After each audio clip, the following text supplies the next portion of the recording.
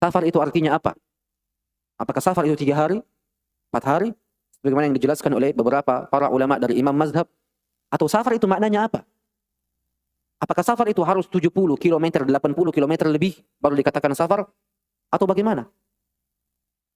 Harus engkau ilmui apa makna safar yang disepakati oleh para salaf rahimahumullahu jami'an. Bukan disepakati para ulama di zaman kita ini, bukan, para salaf.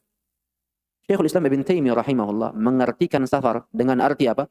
Safar, sebuah perjalanan yang dianggap sebagai safar oleh manusia. Itu makna safar. Karena kita dapati sebagian para ulama mengartikan safar itu dikatakan sebagai safar ketika perjalanan itu menempuh jarak 80 kilo. Kalau belum 80 kilo, maka bukan safar namanya. Sehingga engkau tak boleh apa? Tak boleh qasar dan tak boleh menjamak. Sekarang, saya dahulu pernah berdebat dengan teman saya di Kairo tentang masalah ini. Di Kairo dan kampung Syekh Raslan, hafizahullah, yang bernama Subkul Ahad, kampung beliau jaraknya dari Kairo cuma 60 km. Yang dimana ketika saya safar ke kampung Syekh Raslan hafizahullah untuk bertemu dengan beliau, saya selalu mengqasar salat saya. Apa kata teman saya itu? Tidak boleh kita mengqasar. Kenapa? Ini bukan safar namanya. Kenapa bukan safar? Tidak cukup 80 km. Ini masih 60 km. Saya debati. Antum jangan taklid terhadap ilmu. Antum jangan taklid kepada ucapan-ucapan tertentu. Tapi taklidlah kepada kebenaran. Engkau ilmui dulu apa makna safar yang disepakati.